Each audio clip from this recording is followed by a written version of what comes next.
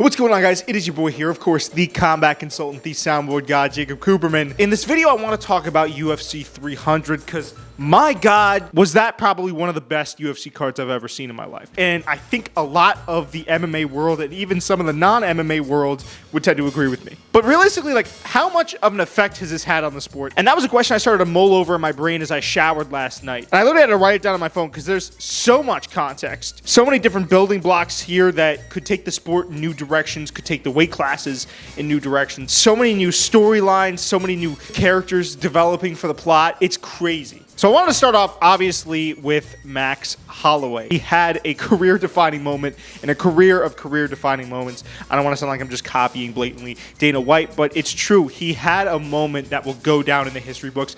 Joe Rogan on the broadcast was saying that's one of the best knockouts in UFC history. I tend not to think so. If you just turned the sound off and you had no context for the moment, it would be an average knockout. But the moment surrounding it is what made it special, and that's really what I want to get into. To do that to Justin Gaethje, albeit, again, he had Gaethje hurt a number of times. Gaethje had him hurt a couple of times in that fight. It was a grueling back and forth war. We've never seen Gaethje like that. I turned, because I was watching my friend, I turned to him, and it was one of those UFC moments, and all my fans know what I'm talking about. It's just one of those moments where you're watching and you're like this.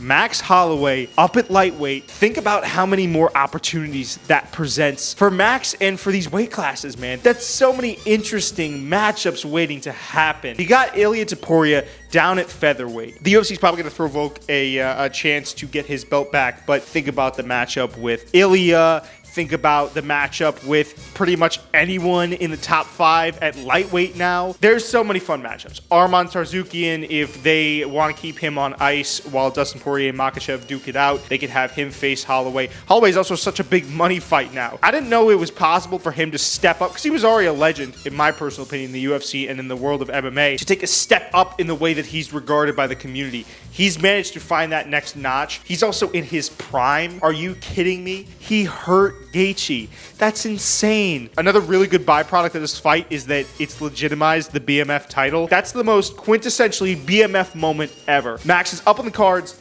and decides to duke it out with Justin Gaethje, who thrives in that environment. 10 seconds left in a fight where he could have just cruised, and gets that big moment. New precedent set as well for the UFC. If Dana wants to incentivize fighters to have better fights, you hand him more money for performance bonuses. Next, Alex Pereira. Poatan, one of the scariest fucking fighters I've ever seen in my life, and a guy that is fast-tracking his way to potential GOAT status. It's kind of the same thing with Max, where it's like you have now 3 divisions, potentially, that we know Alex could make the weight at handily, and that we know he can be a part of great fights in, of entertaining fights in. I want to see him, because I know he mentioned in the post-fight going up to heavyweight, fighting Jones, potentially fighting Aspinall. Those are really interesting matchups, and I'm curious to see where his power, where Poatan's power ends. Like, is it going to be at heavyweight, where these guys are accustomed to fighting dudes with gigantic overhands and guys that throw for power? I think you can find plenty of possible suitors in that heavyweight division. And at the upper echelon, there's just so many fun fights. Cyril Gane, I would absolutely love to see that fight. Jardinia Rosenstrike, who's another kickboxing guy. I personally would not be unhappy with that fight. I mean, I'd love to see him down at light heavyweight, just defend a few more times. But if he wants to go up to heavyweight, I mean, who's going to deny that man at this point? He's an absolute astronomical name within the sport of MMA right now. To be fair, that was a lot of what I have written down here. Is Kayla Harrison injecting new life into women's bantamweight. Aljo, there's so many new and interesting matchups that you can explore now with him at 145 pounds. Diego Lopez, absolute monster, got a lot of exposure on this card. He's an absolute dog, and I have to be honest, I knew about him, but I was not familiar with his game to the extent that I now am, and I will definitely be going back in UFC Fight Pass and watching a ton of his fights, because my God, does that man know how to put on an entertaining fight. It's a very high-profile win over a tough guy on the biggest stage, by the way. Yan Xiaonan and Zhang Weili, both absolute dogs. The first all-Chinese title fight in UFC history did not disappoint. Absolute slapperino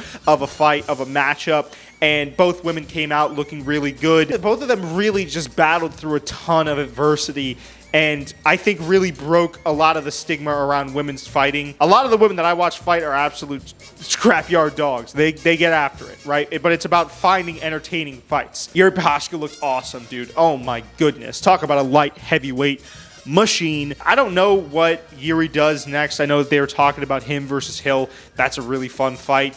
But Yuri's still here. I like him because he fights like you just took his favorite remote. I think he's a really fun guy to watch, and the sport is better with him in it. And Hill's a top name still, in my personal opinion, after this loss. I'm still going to be interested to see him fight.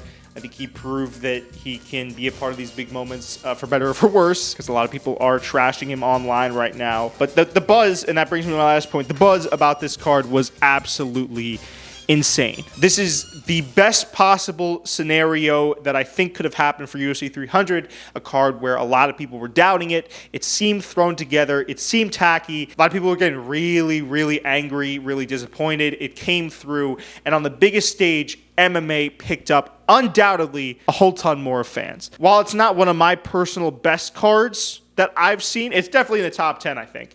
I'd have to go back in my Rolodex of a mind to go and think back to some of the most iconic cards in history. I think it will be one of the most influential cards that the UFC has had. And if you're talking about a milestone like this, 300, that's what you want it to be, right? They talked a lot in the lead up about innovation and the sport, and this is the next step. And the card was designed perfectly to do just that. I got to tip my cap to Uncle Dana, pop open the oil, celebrate, and without further ado, guys, I'll see you in the next video. Deuces.